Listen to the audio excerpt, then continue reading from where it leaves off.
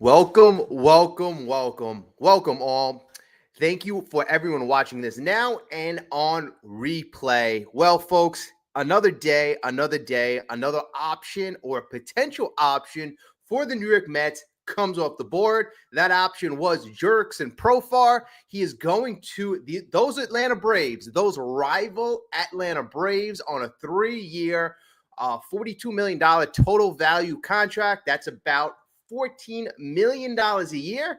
And you know what? Was Profar a legit option, or was he just a negotiation tool for the Pete Alonso saga?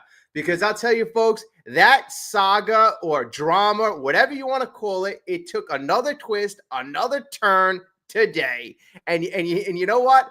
Ever since last week, when the so-called media or MLB insiders, especially those Mets insiders, said that the Mets were taking a pivot from Pete Alonso, and those insiders, in that last week, have desperately stuck to the Mets not wanting Pete Alonso. And today we've heard some stories come out about how the Toronto Blue Jays are nearing a deal with Pete Alonso.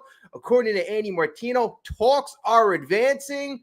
And then, you hear reports to the contrary. So what do you believe? Do you believe the Mets insiders that the Mets aren't really pursuing Alonso and that Toronto are deep in talks? Or do you believe the Toronto insiders that say, hey, you know what? That's just not true. That's just not true. So a lot more drama in the Alonso camp. And, I mean, I'm telling you, I don't, the Mets certainly have not dealt with this. I mean, we have certainly not dealt with a scenario, homegrown Mets or homegrown player, and this being dragged out. I mean, this is a guy that New York Mets fans, when he was coming up the last 5-6 years, dreamed about him being a lifetime Met, breaking records. In the last year and a half, things have drastically changed. And you know what? This doesn't help. And I will predict this right now. This will not end well. It will not end well if he goes to the Toronto Blue Jays, and it will not end well if Pete Alonso decides to stick it out for another year and play for that extended contract. I mean, it's very tough. It's very tough because Pete Alonso is a guy who's really near and dear to a lot of Mets fans, and you would really expect this thing to be over. But I'm going to say things. David Stearns and Steve Cohen obviously has a very close bond with Pete Alonso. My thing is, if David Stearns wants Pete Alonso, I'm not really understanding why this is not getting done, because the theory is right now the Mets offered a $70 million contract over 3 years, right? And Pete Alonso was looking for 3 years and close to $90 million. So Andy Martino said on SNY, said that there was some money above $70 million that the Mets offered, but it would be deferred. So the Mets' total value contract was actually over $70 million. So how much money is the problem? Are we talking about Stearns quibbling over $15 million over 3 years, which to a New York Mets organization, which money is our weapon, $5 million a year doesn't sound like it should be something that holds up this deal for 3 months. So, I mean, time is money too, folks. Time is money. I mean, and that's where I'm thinking we need to improve the pitching. We still need pieces extra in the lineup. We need other areas of the team to be focused on as well. And I mean, if you take so much time and energy into this first baseman signing Pete Alonso, I mean, that's time and energy wasted on not improving the rotation, not exploring other potential areas where you could improve this team. So, that's where I'm a little I'm a little upset about at this point in the season. Why the hell is this fairly simple contract? It's not like we're talking Juan Soto. Juan Soto is a 16-year contract, almost $800 million with a lot of different incentives and complexities. This is a fairly simple contract, folks. 3 years with an opt-out. 3 years with an opt-out. We are not talking about a significant amount of money. So that's why I'm kind of like, Where the hell is the hang-up? Is it Boris? Is it Stearns sticking his heels in the mud saying, hey, this is my number and I'm not going above it? But you know what? This is what I would have to say to that.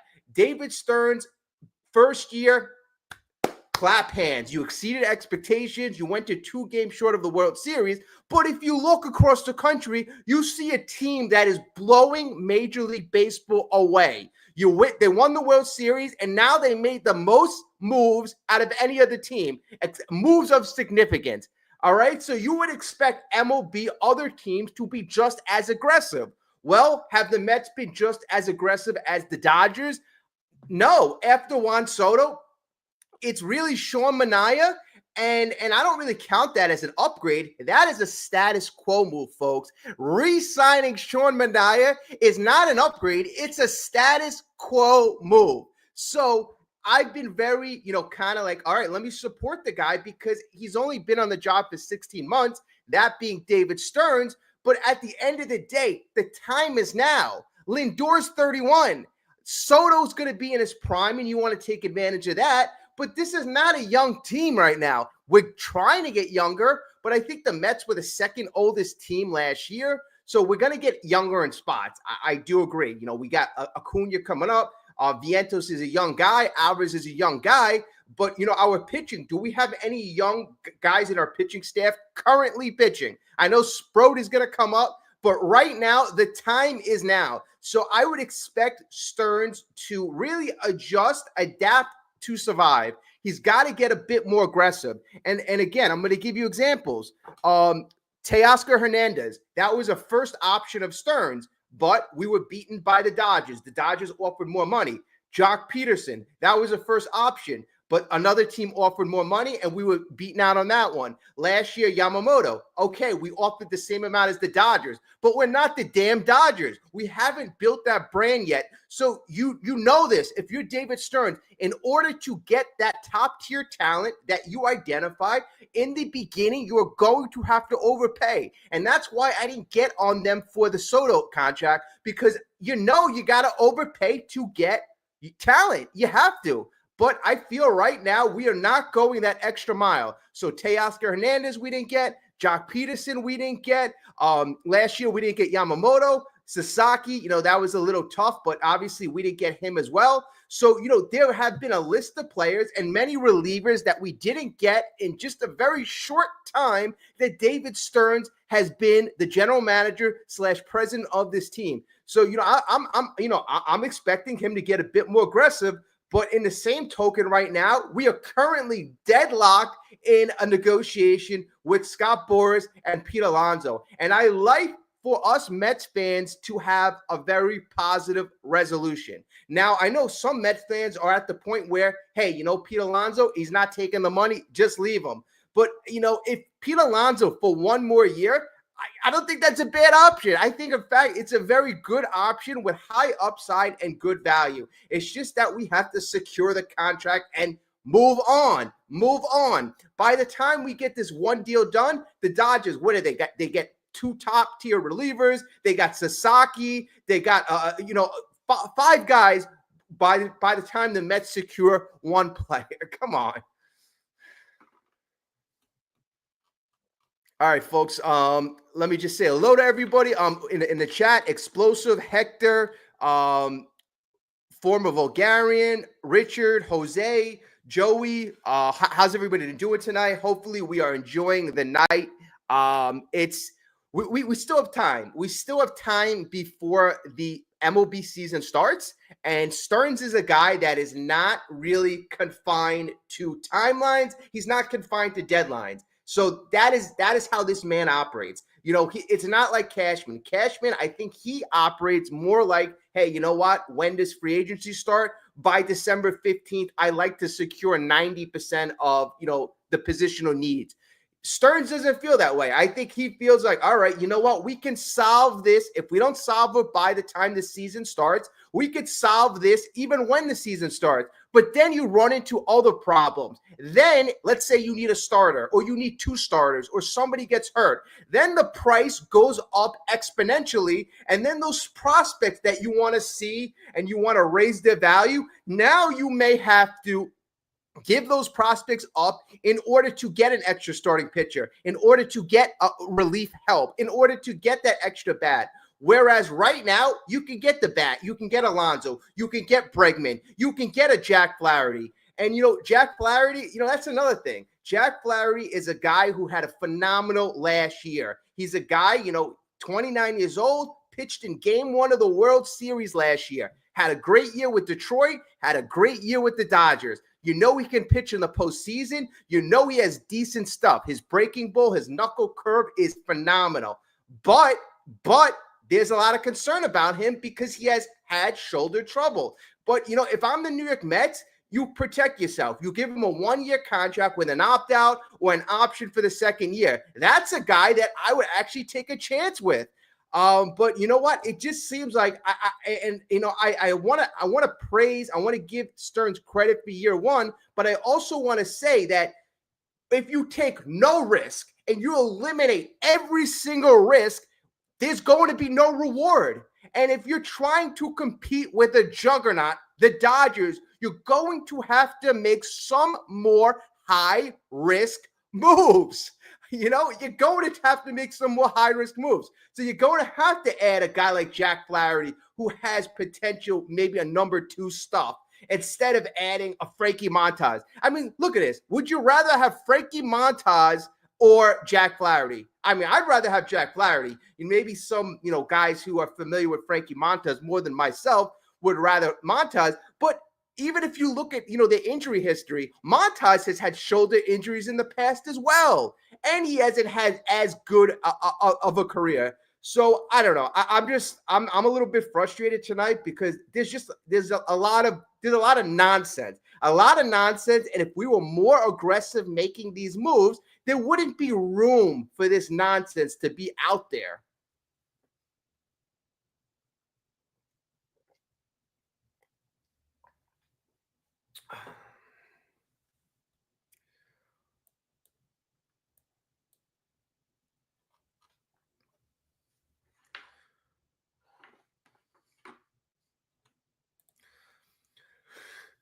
Heck, Stearns has fallen asleep at the wheel. He's very passive and only makes moves to get reclamation projects. Well, I mean, the reclamation project, I would say he's a guy who's looking for good value at a very low price. But the thing is, that's been his philosophy. But right now, if you look at it, the Mets payroll is $300 million. It's $300 million.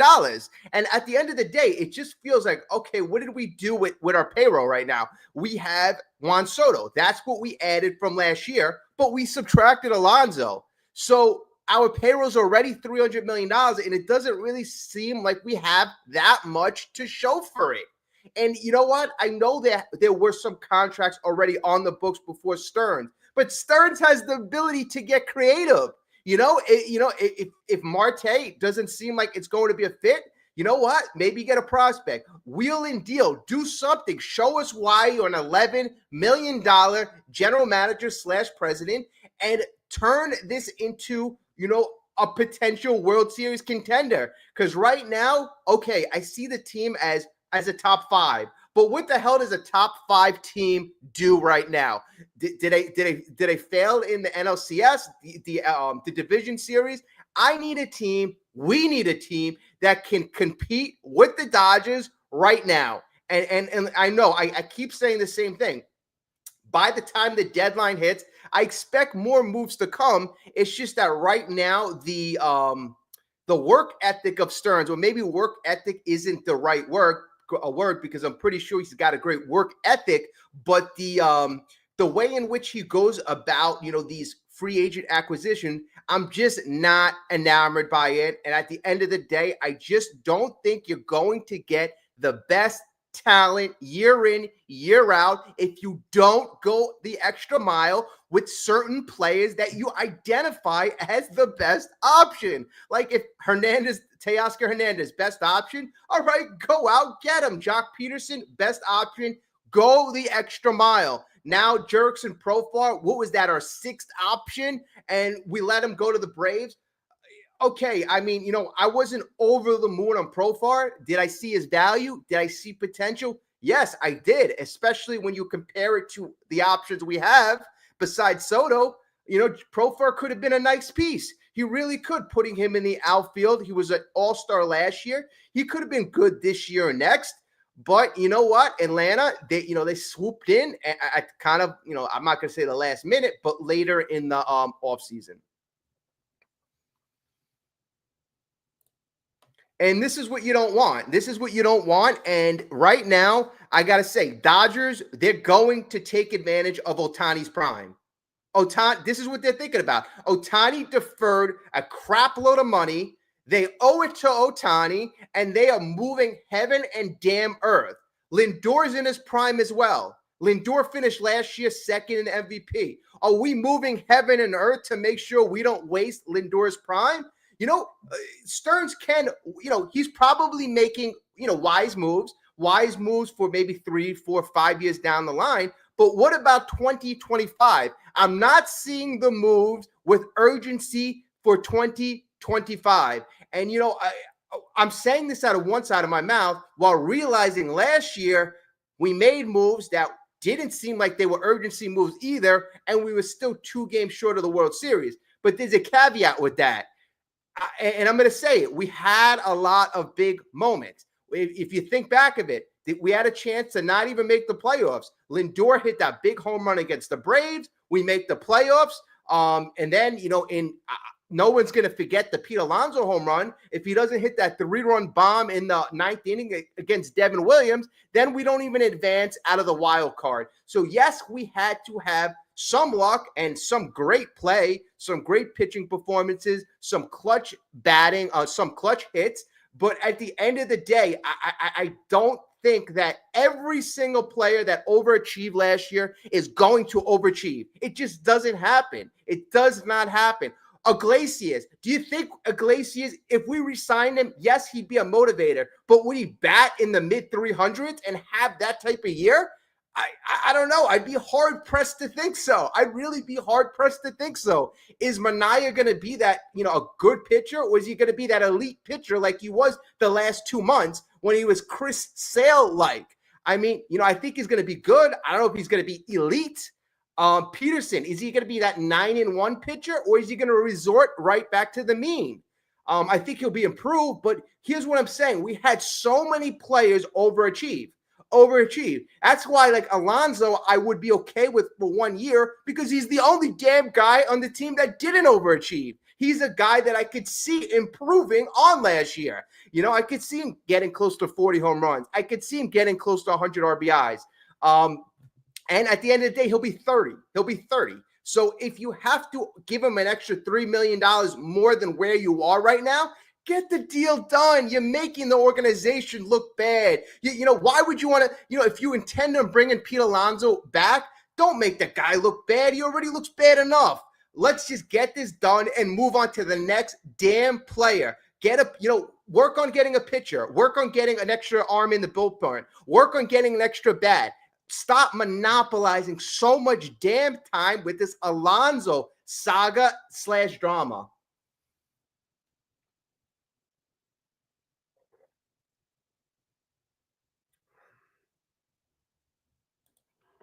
All right, Hector. I already picked a couple of your comments. Let's see, Jose. Don't be naive. Stingy Stearns never wanted Pete back. He just loves getting very cheap, low-tier players and digging into the MLB dumpster. I'm not sure if he loves doing that, but he's certainly used to doing that. And the fact of the matter is he doesn't need to do that anymore. He's not in Milwaukee. You don't have to go after, players $2, $3, $4, $5 million. You don't have to go after all these question marks. And that's what I say. These guys are question marks. I like the Clay Holmes move. I think that move has potential, but even that is a project. It's a project. Why can't we get more guarantees? I'd like to get more guarantees that you could pencil in and know what to expect. I want to know what to expect. I don't want to hope what to expect. Richard, yeah, I know, right? Finally caught me live.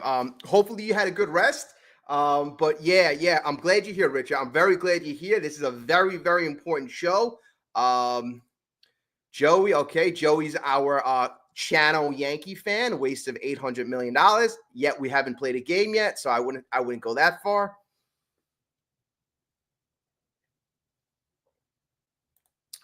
Mark, the problem with Stearns is he is the Boris of GMs. He has to be the smartest man in the room. And you know what, Mark? I gotta say, there is some. I think there's something to that because it always does seem like this guy's trying to outsmart someone. It really does. I mean, in every single situation, he is trying to get the upper hand.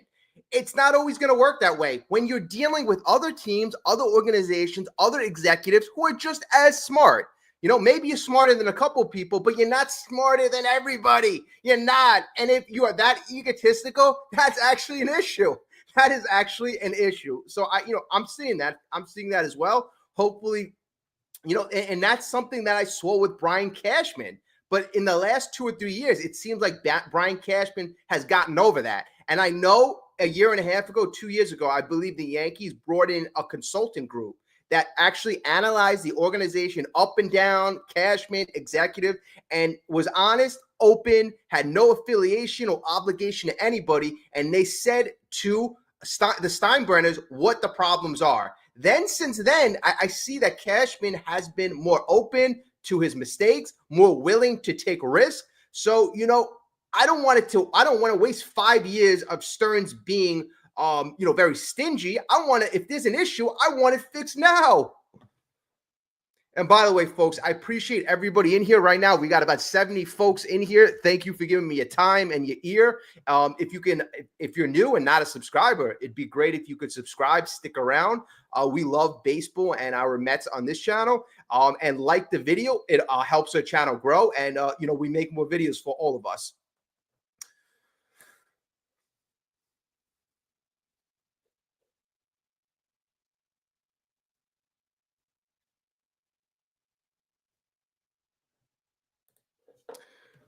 Jose, you're right. Who's going to protect Juan Soto in the Mets lineup? And then you make another reference to stingy Stearns. But you know what, folks? Jose brings up a good point right now. Jose brings up a good point. Are you going to have Mark Vientos? Is he going to protect Soto? I mean, the lineups that I see, the mock lineups that I see, I haven't really spent much time thinking about this for a couple of reasons. Number one, I thought we were going to get more hitters, right? I thought we were going to get Alonso. I thought we might get a Profar. I thought we might get a Breggy or Guerrero. So I never spent time thinking who the hell's going to protect Juan Soto because I figured more players were coming. But at this point, I guess it would be Mark Vientos. I guess. Who is it? Who else would it be? Brandon Nimmo. I don't think you would want to have that lefty. So it would probably go Lindor, Soto, and Vientos right now. But in my opinion, you need more. You certainly need more. But that's a very good question.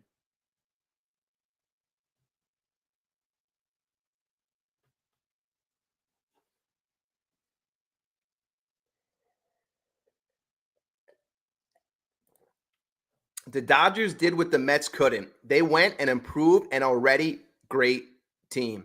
Well, the Dodgers did something that many teams in baseball don't do.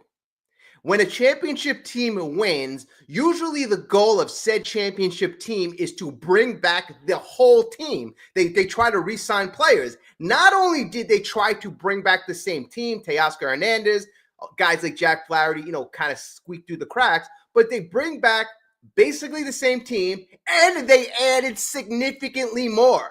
So, I mean, the Dodgers have done something unprecedented in the last 2 years, adding $1.5 billion of players. I'm not saying the Mets should do that, although they added $800 million to Soto. So, but still, I'm not saying you have to add $2 billion in 2 years. That's not the answer. That's not the answer. But you have to get aggressive in certain players you identify that your scouts, your execs feel will significantly impact your chances of winning. I don't feel we've been aggressive enough. I don't even think there's a doubt. I don't even think the the strongest diehard Met fan would tell you that Stearns has been aggressive. I don't think so. The only time they've been aggressive this offseason was in the Soto negotiation, and that was handled by Steve Cohen. And, I joke around. I say if Stearns was in charge of that negotiation, he would have stopped the bidding at 400. He would have said, here's my deal. Take it or leave it. And at the end of the day, he would have lost Soto by almost $400 million. He would have been $400 million short. So that's his philosophy. Take it or leave it. And I don't think that's the correct philosophy. In some cases, yes, but not in every case. And not in a situation where you have your main competition going pedal to the metal and having everybody else in MLB watching. Everybody right now has binoculars watching the LA Dodgers. They have popcorn in their hand, and they're watching the LA Dodgers cook and the Mets. And you know what? You can get on and the rest of baseball. What other team is being aggressive?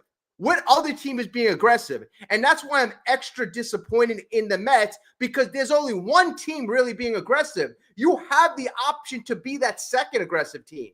You have the option. The Yankees, they were a little aggressive in the beginning of the offseason, but they've been quiet as of late. The Dodgers have been aggressive the entire offseason.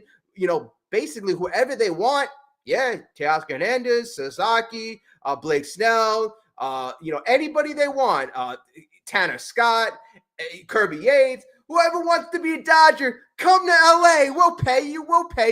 And now it's getting to a point where the Dodgers are such obvious it team that you have like a LeBron James effect, that everybody's going to leech onto that team because no other team is really showing that they feel they're going to be competition. And that's actually another conversation that I saw today. Is the rest of MLB sitting back and not doing so much because they're all fighting for second place? I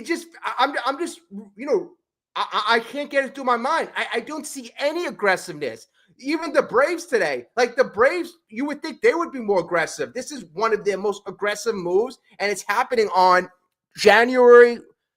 Look at me looking at the date, January 23rd. This is happening late in the offseason for them. So, I mean, that's good for the Mets that, there's only one top team that they need to take out. And at the end of the day, this is what I say. No matter how good the Dodgers are, no matter how good they are right now, it matters how they play when you verse them in the playoffs. Providing the Mets make the playoffs, but I mean, that should be a given. It should be, but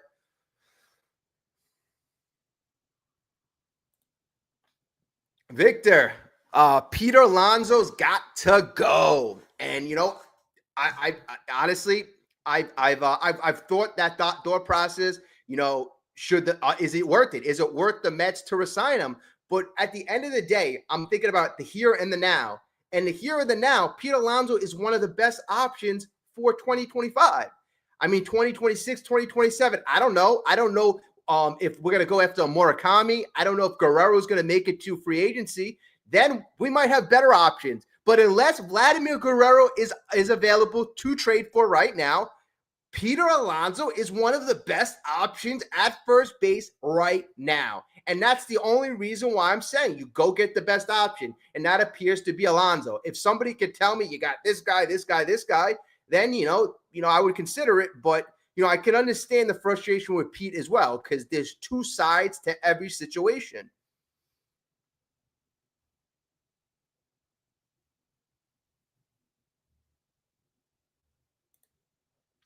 I feel like the Mets organization, Chazin, have brainwashed all of the podcasters and weak-minded fans to go against Alonso. 42 home runs, 112 RBIs a year ago. Who is giving that to the Mets? Probably not even Soto. And wow, what a thing to read after I said he's the best option. But yeah, you know what? He didn't hit 42 home runs last year, right? So I'm assuming you're talking about, well, actually, you're probably talking about an average, because in 2023, I believe he hit 46 home runs. So, okay, so let's assume you're talking about his average year, 42 and 112. You got to remember, that includes a 53 home run season in 2019. And from 2019 to 2022, Pete Alonso was a different player than from 2023 to 2024. So that's important to remember. There was there was regression in the last 2 years, but I don't think not enough regression to push him to the side. But then again, what the hell is Boris and Pete Alonso asking? And also, we're here, we're not hearing all the details. We're hearing bits and pieces of details that are agitating folks. And I mean, the thing that we heard today, and for all of you who didn't hear the top of the show, the title confusion comes from this. You heard Andy Martino saying that the Toronto Blue Jays and Pete Alonso's talks were advancing. And then you had Tim Healy saying that Pete Alonso and the Blue Jays were deep in conversation talks. So you have two Mets insiders saying that Alonso and the Blue Jays are making progress. Then you have two Blue Jays insiders, two reporters from the Blue Jays organization, or two reporters who cover the Blue Jays, counter that, saying, no, that's not true. They are not advancing talks. So, then you think, like, why are these stories coming out? Is Andy Martino, a mouthpiece for a specific story or angle? I mean, Andy Martino was the person last week who literally, and I said, what gives so much power to these MLB insiders, but he literally said, Mets are pivoting from Alonso and officially going to plan B. And most folks are like, oh, okay, I guess the Mets are done with Alonso. Why? Because Andy Martino said so? I mean, I know Andy Martino's gotten some things right, but Andy Martino's not the GM. He's not the president. So I kind of found that a little hilarious. And now you have so-called Blue Jays insiders disputing what Martino and what Tim Healy are suggesting.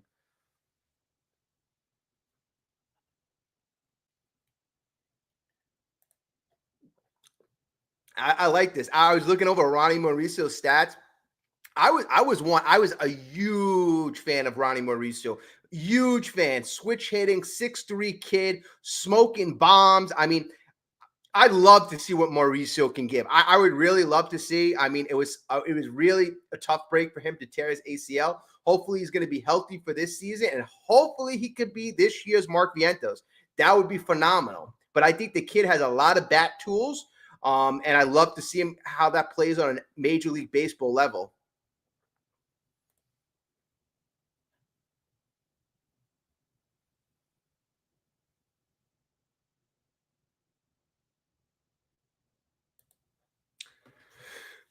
All right. So it's a shame how more than half the fan base are willing to turn their backs on Pete. Well, here's the thing. First of all, fans, what they want to do is win, right? Well, we're fans here. We want to win. Even if you're not a Mets fan, if you're a Yankees fan, Braves fan, you want to win, right? And if you hear something that, about a player and it's not a positive help to your team's chances of winning, you might have certain feelings about that player. Now, I don't know if all the chatter about Alonso is true, because there are a lot of things said about Alonso making me feel like, wow, does Alonso even want to be here? Does Alonso want to be here? But, it's hard to say what you read, what you watch is true or not. But the fact that Alonso's not a Met leaves space for those conversations to take place and exist. So I've said this a month ago, 2 months ago. The longer this goes on, the more fans will have a negative feeling about Pete Alonso. So I'm hoping for Pete's sake, that this gets done soon. And then if you think about the larger picture, and if I concentrate on Pete Alonso and his side, why the hell would you go to Toronto for 1 year? In what world does that make sense? Especially if this is going to be a contract year. So you're telling me you're going to potentially sit out part of spring training if you drag this out, and then you're going to move your family to a new country, and then you're going to get used to a new stadium, a new lineup, a new team, and then you're going to supposedly have your best year instead of staying home, staying in a situation that you know and you're comfortable with, and staying in a lineup where you have one of the best hitters in all of baseball, and the offense is going to be dynamic. Makes no sense. At the end of the day, I have to believe Alonso obviously wants to get paid, but the best situation, especially what's left, what teams are left, the best situation, hands down, is the New York Mets.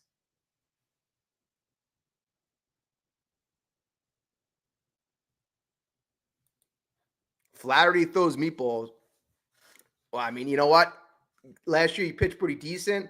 I know your Yankees passed up on him, and that's been the concern of a lot of lot of teams at the trade deadline last year. For a lot of us who weren't familiar, when Jack Flaherty was being shopped around, the Yankees were interested in Jack Flaherty, but when they looked at the medicals, they didn't like the medicals. So a couple of teams actually turned down trading for Jack Flaherty.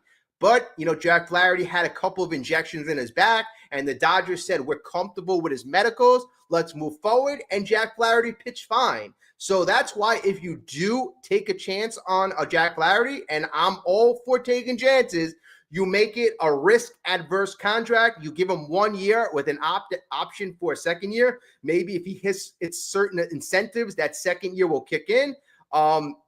Or you do maybe a team option where a team can choose to pick up the second year, something like that.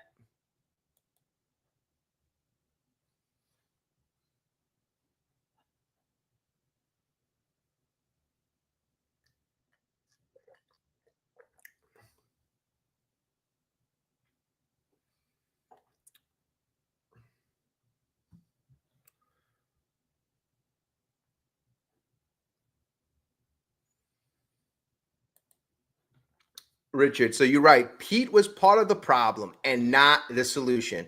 Well, I'll say this. Pete struggled mightily in a contract year. Mightily. Like the pressure, it seemed like it got to him. It really did. When we were in those big RBI situations, this guy tightened the bat and, he didn't have a great approach. He certainly didn't have a great approach. We know the slider, the curveball killed him, right? The playoffs came around. Pete Alonso, whatever he did, changed his approach, got a lot better. But the big part of what you look at is you look at the regular season. The regular season is the biggest sample size, and it wasn't really pretty. It was okay. It wasn't okay. I mean, it was, what it is. It was a mediocre season for Pete Alonso. But would I say he's part of the problem for 2025? I mean, what's a better option? Like, what is a better option? Like I said, if Guerrero all of a sudden is available for trade, I'll say, okay, yes, Toronto, sign Pete Alonso. I'm fine with that. But like right now, Pete Alonso is still a top option for 2025. I'm thinking short term. Long term, there'll be plenty of other options. I mean, Ryan Clifford, he might have a great breakout year in the minors, and he might be an option for 2026. You never know. But if you get through a year of 2025, then we evaluate the situation next year.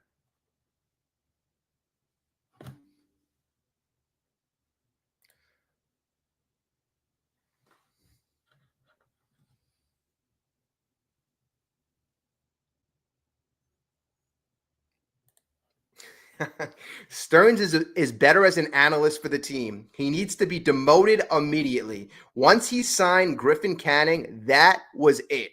Well, see, I don't think the problem was that he signed Griffin Canning. That's fine. But there would be a problem if he expects to use Griffin Canning in a significant role. Because teams like the Dodgers, big market teams, they sign, risky guys, but then they also sign guys that, are guaranteed to significantly help the team. Now, if he envisions a huge role for Griffin Canning, that is a problem. But if he takes a wild card on Griffin Canning, like I'm expecting and hoping that was the thought process, then that's what a lot of teams do.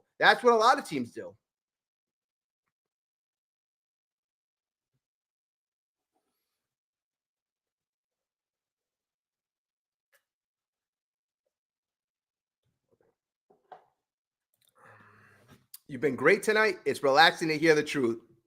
Yeah, I mean, just trying to see what's on my mind right now, and honestly, it is frustrating. It is frustrating right now. The only thing that I tell myself, and that we kind of have, this is the positive about it. There still is time between now and the regular season, and there's still time between now and the deadline, and there's still time between now and the playoffs. I mean, these are the deadlines that Stearns has. I don't think he thinks like, oh, I need to have the roster set by the end of January. I don't think he could care less if he signs a first baseman in December or if he signs a first baseman in February. I don't think he cares. Although maybe he kind of should care because some of these players who are signed later in the offseason, they get off the slower starts. Example last year, I mean, JD Martinez, if maybe that situation got resolved earlier, we could have took advantage of JD Martinez in April rather than waiting for the guy to, get ready for him, a month almost. So, I mean, those are the consequences when you don't get aggressive earlier in the offseason.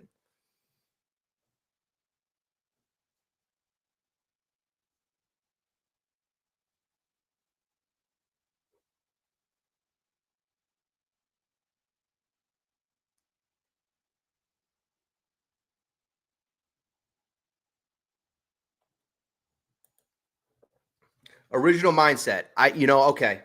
You got a very good statement here. We as Mets fans have held other GMs' feet to the fire in the past and have demanded a press conference to why we are not in the loop and what's going on with the future of our Mets. Um, Okay. So, you're 100% right. You're 100% right. Everybody deserves to be accountable. Everybody deserves to be accountable. And Stearns, the good thing about Stearns was I think he had probably the most press conferences that any GM/president did have in the past. I don't remember Sandy Alderson, Billy Epler in the last couple of years having that many press conferences that Stearns did. So if you remember, Stearns did have the press conferences. Did he really talk about a lot of this free agent strategy? This year, I don't remember as much. Last year, I remember him talking a little bit more about strategy. But at the end of the day, I don't think he's had that fire that put to him yet because he's only been a president for 15 months. For 15 months. So if a reporter goes, why aren't we World Series contenders yet? The reporter is going to look silly. The report is going to look silly. Like, the guys had the job for 15 months, 16 months. Soto's going to speed up the process. There could be things he could do to speed up the process, but I'll give you an example. 2022, we kind of went all in, right? We won 101 games, but we didn't build the team, right? 2023 came and the team fell like a stack of bricks or a stack of cards. It wasn't good the way we were built ourselves. Then 2024, we had $100 million of dead money that we were carrying with the team. Stearns is building this team differently. He's building it very methodically, diligently, but slowly. And that, I believe, is the problem. If this continues for the next 2 to 3 years, mark my word, the media, everybody will hold this man's feet to the fire. It's just that enough time hasn't passed yet. Next year, that's another story. If you waste 2 years, it's another story, especially if you have payroll of over $300 million, which looks like we're going to have another year with a payroll over $300 million.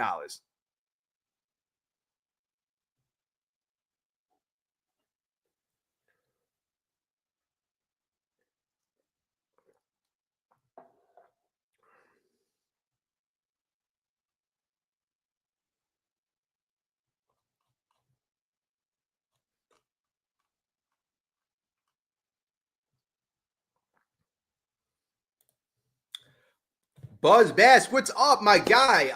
Yeah, no, we're doing okay this day. Tonight, it's a little frustrating.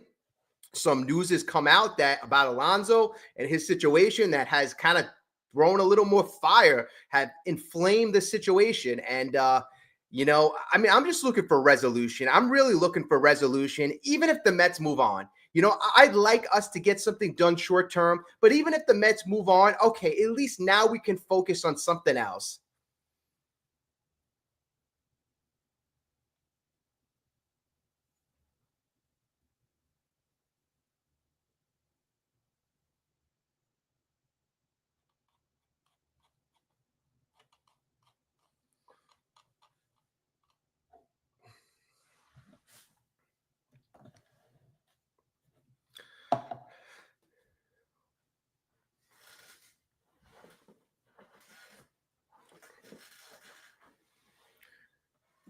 All right, folks, give me a second. I got to get more iced tea. I'll be right back.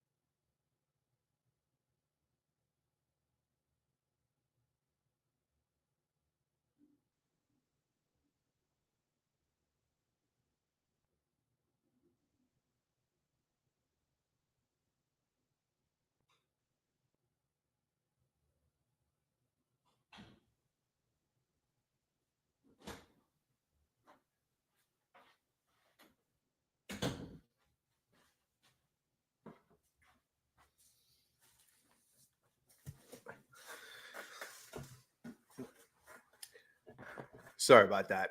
All right. Okay, so this is what I was thinking about. Logically, let's pivot right now. Just like the Mets are pivoting to plan B, let's pivot to the starting rotation. And at this point right now, I think we have a situation. And in the beginning of the offseason, I said we need another top tier echelon starting pitcher, another one or potential number two. We need another top of the rotation option, right? We need an option, right? So that's why I'm thinking, all right, Jack Flaherty, guy's got potential. He's a guy I would take a flyer at, because right now, whoever the Mets identify, if let's say the Padres, they make Dylan Cease available, or another team that, we're not thinking of, makes one of their top tier pitchers available, they're going to ask a ridiculous asking price. Case in point, Luis Castillo. The reason why talks have broke down between Castillo, the Mariners, and other potential suitors is because the Mariners were asking for literally 4 or 5 times Castillo's trade value. They were asking ridiculous packages. So this is kind of why I'm like, if there's any free agents right now, sign the guy. And I heard Jack Flaherty on Foul Territory today, and they were interviewing him. And they said, Jack, do you have any offers? Do you have any offers on the table? Sasaki was signed a couple of days ago. What does the market look like? And he basically said, he's like, there are no offers. A couple of teams are checking in, saying, how you doing? But the guy has had no offers. And from his perspective, he's saying that this offseason has been extremely odd. And he's actually, reiterated what I was thinking. He's saying there's only one team in Major League Baseball that's been aggressive, and that team is the Dodgers. Other than that, 29 other teams have been, moderately aggressive on the market. But I guess, I get on Scott Boras for misreading the market a lot. I really get on him for misreading the market. But if you really think about it, if the Dodgers won the World Series and they continue to grow and get better, you would think that all these other teams would, try to overpay for talent to try to catch up to the Dodgers. It's almost like, the other teams, MLB, most of the teams, and I'm talking about more than just the Mets, have almost thrown up their hands. And, one of the theories I was reading today, I forgot who posted this. It was just a random person. They said that, from now until the end of 2026, the Dodgers are going pedal to the metal, because then the collective bargaining agreement, I believe it's good until the 2026 season ends. Then all the teams are going to renegotiate. They're going to change how things work, especially they got to identify all this deferred money, because that is what's really giving the Dodgers a tremendous advantage now. But that's just the theory out here, how other teams are just going to wait till 2027. I mean, I think that's kind of, silly, because the time is here, the time is now, and anything can happen. What happens? Ohtani gets hurt, one other player gets hurt. Now the Mets are just as good as the Dodgers, Plus, I still really expect the Mets to make moves.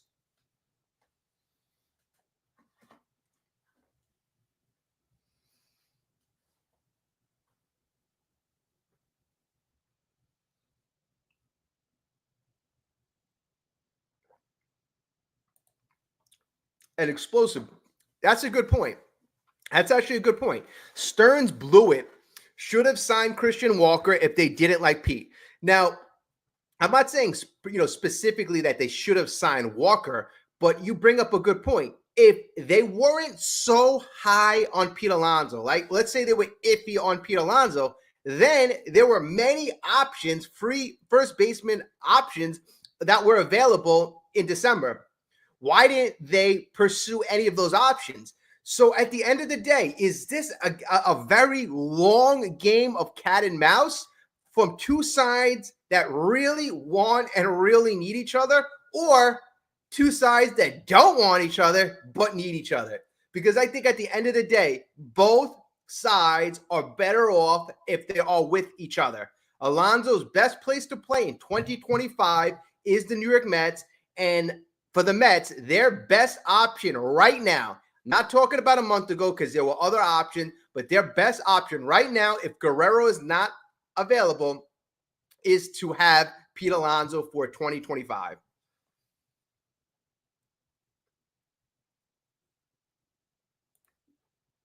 Jose, what's up? You wrote, I hope Mets don't lose the rope and the GOAT waiting in Vladimir. Well, the thing is, I think the Mets have the good thing is the Mets seem to have identified Vladimir as going to be that option. They checked on him last week before the Mets supposedly pivoted. So that the Mets are, sending flyers out there. They're trying to see what it would take. But the thing that scares me is, okay, the Mets identified Vladimir as the number one option for them. Again, I've read the list of players that they've identified as as players like Yamamoto as the number one option for them, and they haven't gone the extra mile. So I'm hoping with Vladimir, if they can pull up a trade, and even if they can pull up the trade, they would have to go the extra mile to sign him. Will the Mets be willing to do that? Or is Vladimir Guerrero the type of player that is Steve Cohen's level? Would Steve Cohen have to step in, because that is the type of play that he has to deal with? Because that's the thing I'm worried about. Will Stearns go the extra mile to acquire the player that he targets? I mean, that's what I hope he does.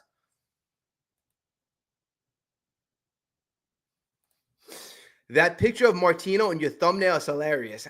For some reason, I had that picture, I have a bunch of saved pictures. I had that picture saved for a while. So I don't know where the heck it came from.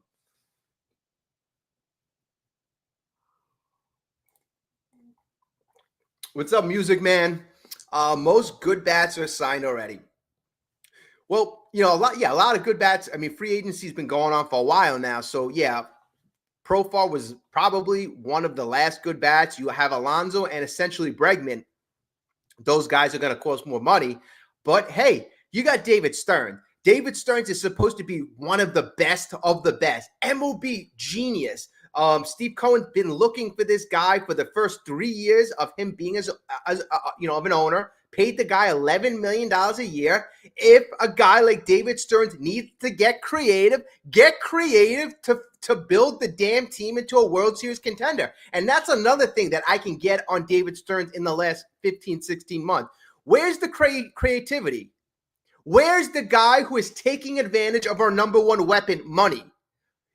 I mean, I haven't seen any moves that take advantage of our weapon. I haven't seen any creativity. I mean, maybe I'm not thinking about it. Clay Holmes. Is that going to be his biggest, creative project?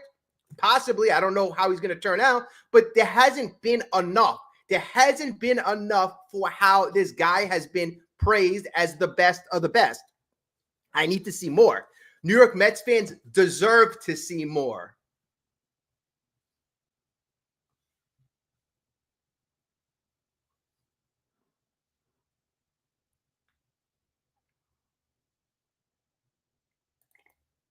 A Mets move would be letting Alonso walk and signing Joey Gallo. Yeah, I mean, in the past, I mean, honestly, if David Stearns made a move like that, I mean, I would lose all my confidence in the guy. I don't foresee that. I don't, at least not at this point in Joey Gallo's career. Maybe a couple years ago, but Joey Gallo, he was one of those three true outcome players, either home run, walk, or strikeout. But he's just been so bad of a hitter the last couple of years. I really don't see that. I mean, I see other guys explosive. You had it on the top of the show. You said other options like Luke Voigt, Anthony Rizzo, or G-Man Choi. I mean, if we were that level looking for those players, I think those players would even be above Joey Gallo. But here's the deal. Those aren't the option. If it gets down to that, you're going to go internal. If we have to go with older players who are washed up, we're going to go internal. You're going to have Ronnie Mauricio play third. You're going to have Vientos at first. We have better internal options than those kind of washed up players. Respect to those guys, but I mean, we have to look for the future.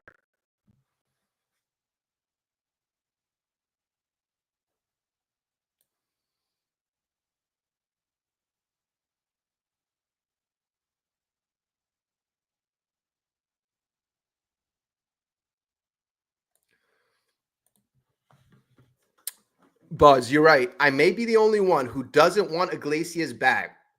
He take playing time away from the kids.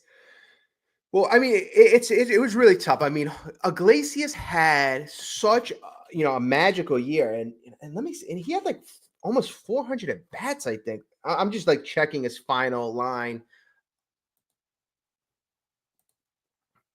Okay, so last year he had over a 3.1 WAR. He had 300 plate appearances.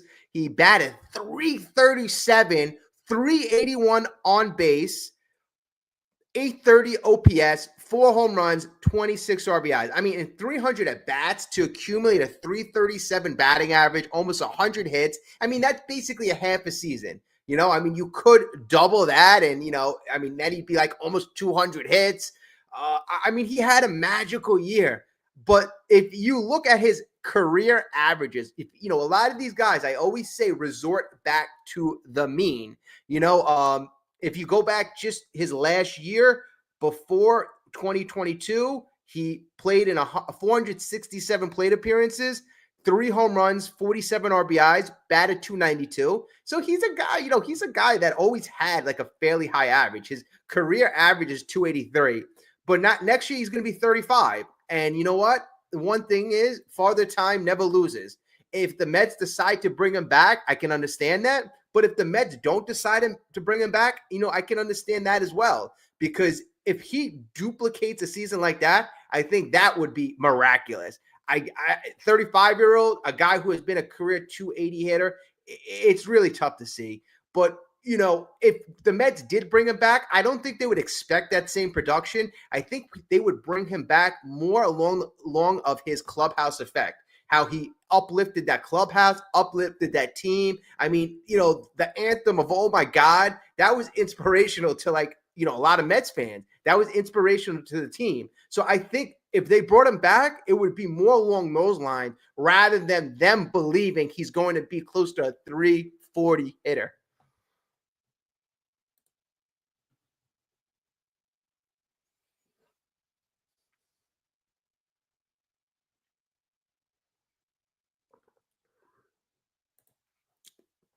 Richard writes, he doesn't deserve more than Freddie Freeman.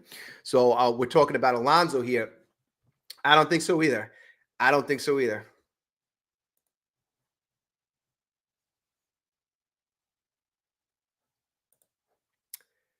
It's okay to move on from Pete, but Stearns had no backup plan. That's a fireable offense. I gotta say, you're a tough boss. You're a tough boss. Um, but I gotta say also that he does have a backup plan. It's the kids. It's the kids, and he said it. He said it. If all in all, he goes, I'm comfortable playing the kids. Whether that's the best move or not, the best backup plan, it's hard to say because we haven't seen the kids play other than Mark Vientos and Brett Beatty. But Luis Angel Acuna, you've only seen him for 2 weeks play in the majors. And Ronnie Mauricio, you haven't seen him. So if he's referring to those 2 kids, then those are more unknowns. But to be honest, I would like to see what those guys have to offer.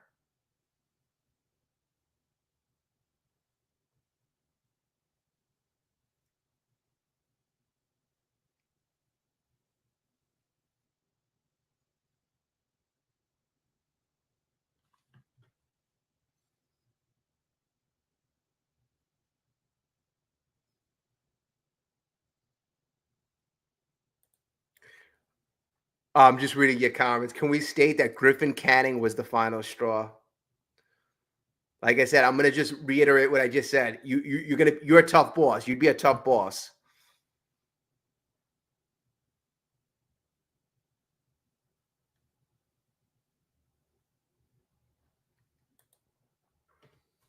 Do you know? I think Music Man. I think there actually is kind of something to this. So you're right. I think Cohen would sign Pete in a heartbeat, but doesn't want to interfere with Stearns. Like I really think there's something to that. And now listen to this. Remember 2 weeks ago, Jim Duquette was on SN. No, he was on foul territory. He was on foul territory, and they asked what would it take for the Mets and Boris to get a deal done, and Duquette goes, I think that it would take Steve Cohen getting involved for a deal to get done. Before he said that, he goes, oh, David Stearns is a great general manager / president. But then he goes on to say, but for a deal to get done, Steve Cohen would have to step in. So automatically, I had a video that out that night. I said basically Jim Duquette took a shot at David Stearns, saying the only way this thing gets done is for Steve Cohen to step in. I mean, it shouldn't have to happen at this level of deal. A general manager or president should be capable of getting this deal done. We're not talking about Juan Soto. We're not talking about Shohei Ohtani. We're not talking about even a Francisco Lindor level type of deal. You're talking about a 3-year deal under $100 million. You shouldn't need it. So I put out a video saying that. But then a bunch of other news outlets had similar stories saying is basically Jim Duquette questioning David Stearns' ability. So then Steve Cohen came out with a statement the next day saying, I fully support David Stearns in how he is handling the Pete Alonso situation. So I think, Music Man, you got a point there. Cohen is kind of really tiptoeing about this issue because he doesn't want to make it look like he is interfering. Because how would that make Stearns look? How would that kind of hurt his confidence, his ability to affect other deals? There is consequences to that, because if agents or players know, or other teams know, GMs, presidents know, hey, you're not dealing with Stearns. You're going to have to deal with Cohen eventually. Stearns is just the guy who just throws a lot of, this is my max offer and that's it. But Steve Cohen will eventually step in. It's not a good precedent to set. So, but at the end of the day, maybe Jim Duquette's right. I mean, Jim Duquette might be right, because this thing is dragging on. It seems like forever.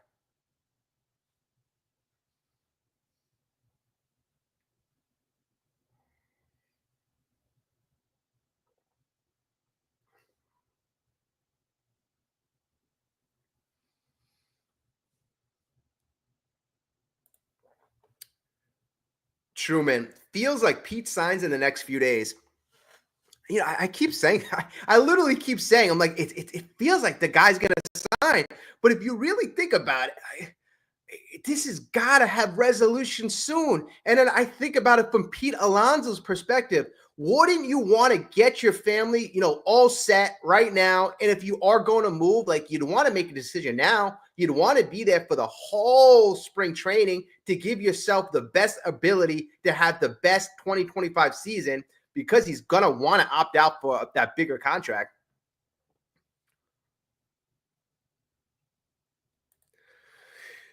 Jared Porter was very humble, but his past came back to haunt him. I mean, honestly, I don't really know that much about Porter. Yeah, I know he had, the history that got him fired. I think he was the guy. Yeah, he probably was the guy with the Francisco Lindor trade.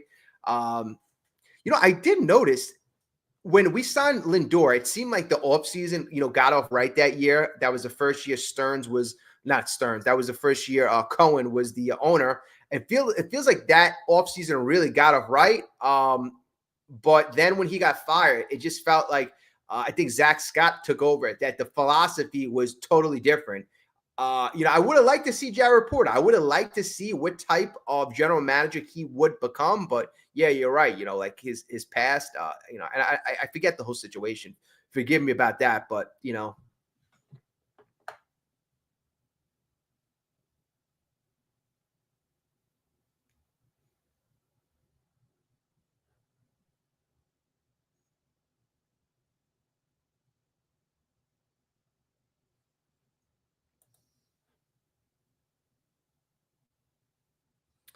CeeLo, sorry, I don't know what you mean.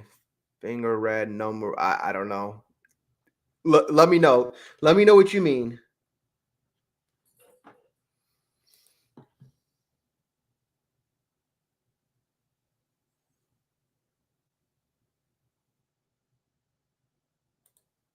What if Vientos has that sophomore slump? I mean, that's highly possible. I mean, that happens all the time. I mean, that's why you want to create depth in your lineup so that other guys can pick up a guy like Vientos. I'd expect Vientos to have struggles. I mean, this is baseball. That it happens. Even the best of the best, all-time greats, Hall of Famers, they slump. But that's why you want to create a deep, deep lineup that when one guy slumps, another guy picks him up. So, that's why, hopefully we make a couple more moves. Hopefully.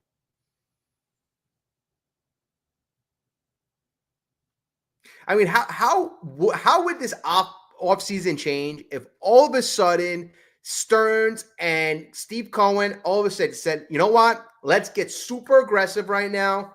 Get Alonso, get Bregman.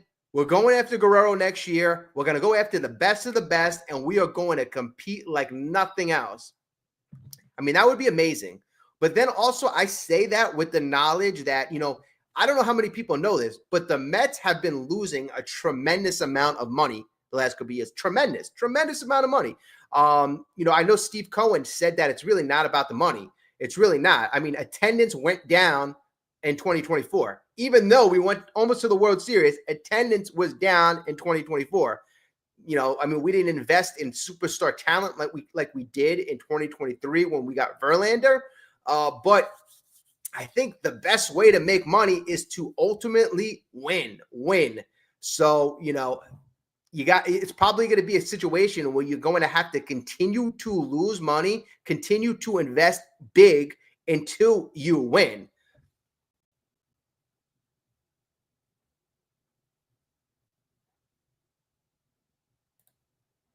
See, Daniel, that was like insane. Like Ohtani deferred $680 million. I mean, that is insane. That's insane. I could see the guy, maybe, okay, you're gonna pay me $70 million. We'll defer 50% of the contract. I mean, that would be insane. But the guy's literally deferring his entire contract, right? Entire contract. So by that insane act, probably had some type of deal with the Dodgers saying, if I sign with you and I defer 99% of my contract while I'm playing and while I'm an active Dodger, we have to move heaven and earth to invest that money. And I think the Dodgers are paying him back tenfold. And the Dodgers, they make $100 million just on marketing alone. And that's why last year, I know Ohtani supposedly didn't want to be a Met, but I was so upset because I knew the Dodgers signing Ohtani would be that jumping off point. I knew now Yamamoto, he'd be more likely to sign. I know now that would make them a powerhouse because that would be added on to Mookie Betts and Freddie Freeman. The name of the game is accumulating talent. Yes, you want to develop talent, but you also want to accumulate talent. And I've said in the last couple of years, the team that actually did pretty good at accumulating talent off of the free agent market was a team like the Phillies. Phillies signing Zach Wheeler, Phillies signing Bryce Harper. Then they made a couple other, signings. Trey Turner, he hasn't been as good as they would have thought, but they made some nice additions on the free agent market. The Mets, really, not so much. Really, not so much. So I'd expect this. The problem is I expect this to get more aggressive.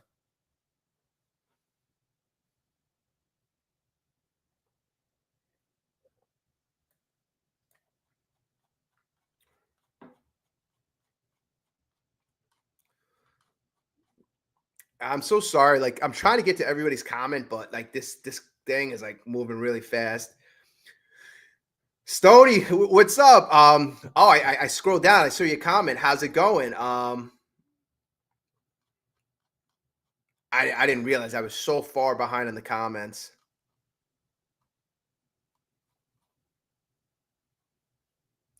I don't think I can. I don't think I can read most. I'm trying to. I don't think I used to be able to read most of the comments, but I think I answered the questions too slow.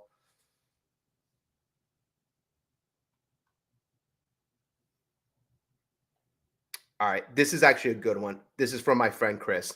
Chris writes, this was supposed to be an offseason that we signed multiple big-time players. They signed Soto and closed up shop. Now, Chris, you hit right on my topic, one of my topics. And one of my topics was referring to the fact that when we signed Juan Soto, was this the type of offseason that we painted to him and his family?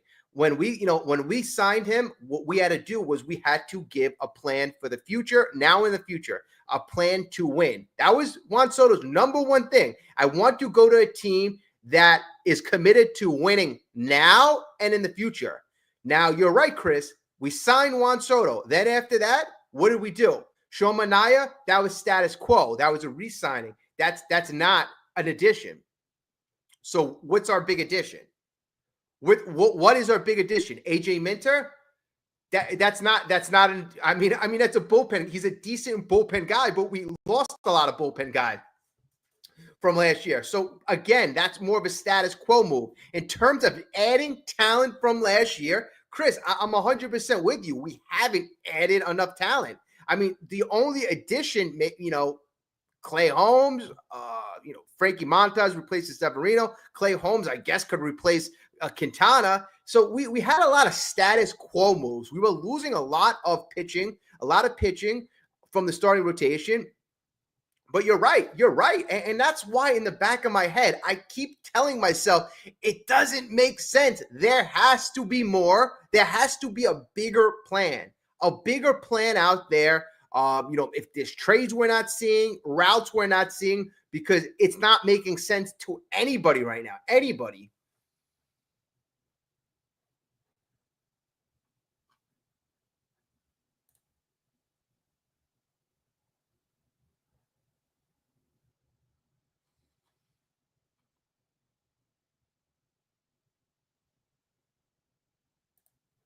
Rapid Transit. How's it going? All of this pitching lab, advanced metrics. Now, this is a good question. Pitching lab has gotten a lot of hype, a lot of praise last year. Sean Manaea did great. All right, they deserve credit. Luis Severino stayed healthy for the first time in God knows how long.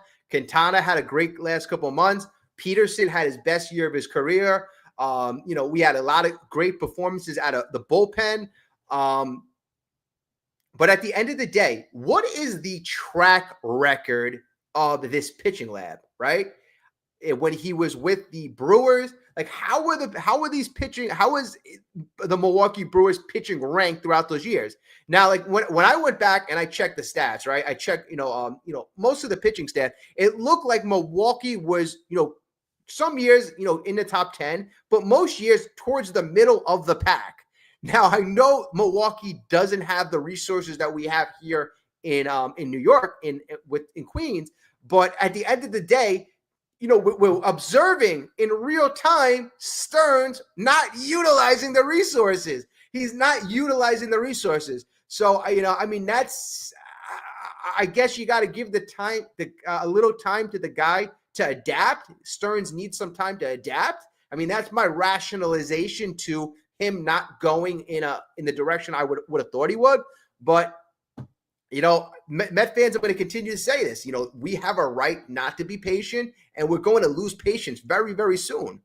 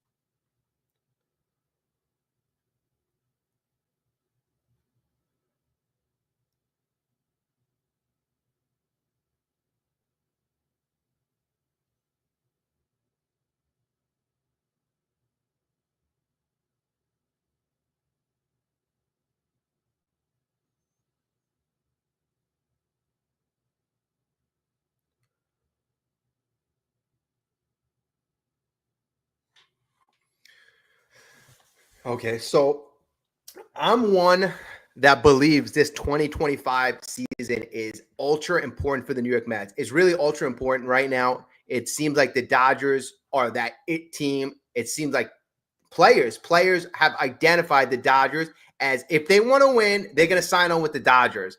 The Mets have to show that that's not true.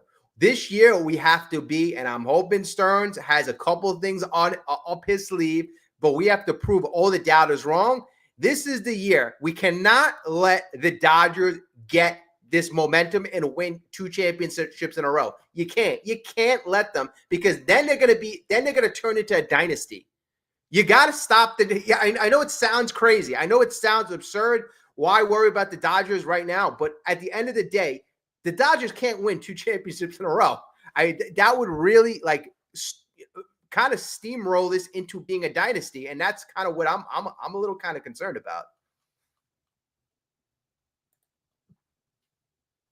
So this is why the philosophy of Stearns has to change, and if we have to overpay for a guy that we identified, you have to overpay. You have to overpay, even kind of in a trade. Like, if you make a trade for Guerrero, and I hear for the last week, everybody's been playing with this concept. Would you make a trade for Guerrero, and would you give up Brandon Sproat? That's been the trade proposed. I forgot who proposed it last week, but that's been what has been bounced around. My initial reaction was no. I would try to build a package around Jet Williams and a bunch of other guys that have value, and then you try to sign Vladdy. But we got to get aggressive, and we got to get aggressive quickly. So, folks, I'm gonna end it here. I'm gonna get ready for work. But I want to thank everybody for tuning in tonight. Anybody who's watching now and on replay, remember to hit the like button. If you are brand new, and you're not subscribed, subscribe to the channel. We're going to have a lot of fun this year. It's going to be a very interesting season. Mark my word. But again, thank you, everybody. I appreciate all the great comments. Sorry I couldn't get to all of them, but drop a comment down below in the video. Let me know what you think. Give me your opinions. I love to hear them. Robbie, I didn't say hello, but I see you there. Hello, my friend. Everybody else that I didn't see, I apologize. The chat just kind of went crazy, but I thank you. I thank you for that. Thank you all. Have a great night. And, let's go Mets. And hopefully we got a good move to talk about in the near future.